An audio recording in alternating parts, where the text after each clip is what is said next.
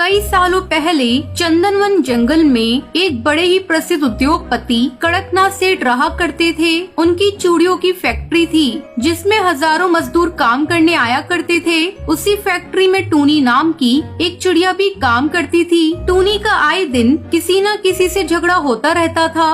एक दिन कड़कनाथ सेठ ने टूनी को अपने ऑफिस में बुलाया। जी सर, आपने बुलाया? हाँ टूनी, ये मैं क्या सुन रहा हूँ कि तुमने हमारी चूड़ियों के डिजाइन हमारे कॉम्पिटिटर बंटी की फैक्ट्री में पहुँचा दिए। मालिक, आपके किसी ने कान भरे हैं। मैंने ऐसा कुछ भी नहीं किया है। आप ही बताइए, क्या मैं ऐसा कर सकती हूँ? ठीक है, ये तुम्हारा कहना है, लेकिन टुनटुनी भी कुछ कहना चाहती है। टुनटुनी पता था ये अपना मुंह जरूर खोलेगी।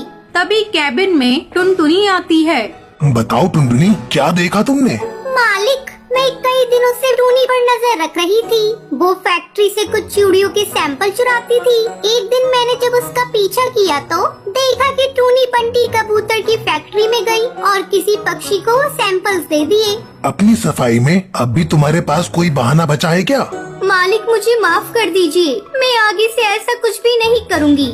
नहीं, तुमने गद्दारी की है। मैं तुम्हें पुलिस के हवाले करूँगा। पुलिस फैक्ट्री में आती है और टूनी चिड़िया को पकड़ने लगती है। तभी वो उन्हें धक्का देकर भागने लगती है। तभी टुनटुनी चिड़िया उसे पकड़ लेती है। मुझे जाने दे टुनटुनी, वरना मैं तुझे नहीं छोड़ूंगी। जाने दे मुझे। तभी पुलिस टूनी चिड़िया को पकड़ लेती है। टूनी जाते हुए गुस्से से कड़कनाथ और टुनटुनी से कहती है, मैं तुम लोगों को नहीं छोड़ूंगी। मैं बदला लेकर रहूंगी। इसी तरह कुछ दिन गुजर जाते हैं। एक शाम टुनटुनी कड़कनाथ के पास आती है और कहती है, मालिक, आपको पता है टूनी जेल से भाग गई है। पुलिस उसके पीछे भाग रही थी और वे खाई में गिर गई। तब से उसकी कोई खबर नहीं है। तभी एक चिड़िया का साया उन दोनों को देख रहा होता है।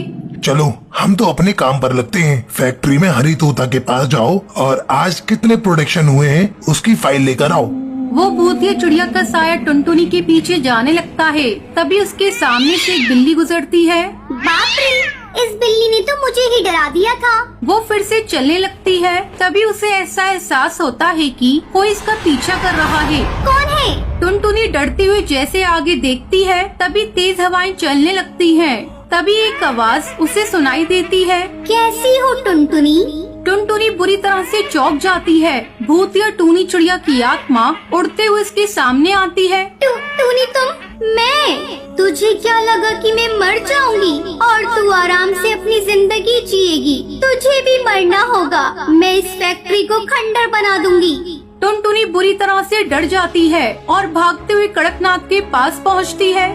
क्या हुआ टुनटुनी, तुम इतनी घबराई हुई क्यों? वो टूनी वापस आ गई है। क्या बकवास कर रही है? वो तो मर चुकी है ना? मैं सच कह रही हूँ मालिक, मैंने अपनी आँखों से उसे देखा है। वो बहुत खतरनाक है, हम सबको मार डालेगी। हमें यहाँ से चले जाना चाहिए। ठीक है, चलो यहाँ से। मैं फैक्ट्री में सबको जाने के लिए कहता हूँ। कड़कनाथ जैसे ही फोन उठाता है, उसकी कैबिन की लाइट चली जाती है। टुनटुनी और कड़कनाथ जैसे ही कैबिन से बाहर आते हैं, ऑफिस का गेट बंद हो जाता है। वो देखते हैं कि गार्ड बेहोश पड़ा हुआ है। क्या हुआ? डर गई क्या? देखो, तुम्हारे साथ जो भी हुआ उसके लिए तुम खुद जिम्मेदार हो। अब तू मुझे बताएगा कि कौन जिम्मेदार है और कौन नहीं। वो मेरा मालिक था। अब तू एक साधारण सा आदमी है जिसे मैं चुटकियों में खत्म कर सकती हूँ। कड़कनाथ सेठ भागने लगता है।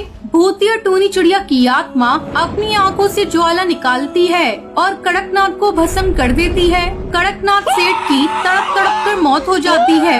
मुझे माफ कर दो, जाने दो मुझे। भूतिया टूनी चिड़िया टुनटुनी को हवा में उड़ा देती है। तूने ही मेरी शिकायत की थी ना? ये सब तेरी वजह से हो रहा है। तुझे तो मरना ही होगा। भूतिया टूनी चिड़िया की आत्मा टुनटुनी का गला दबाने लगती है और कुछ ही देर में उसकी मौत हो जाती है। भूतिया टूनी की आत्मा से डरकर सभी पक्षी काम छोड़कर वहाँ से चले जाते हैं। अब वो फैक्ट्री खंडर बन जाती है।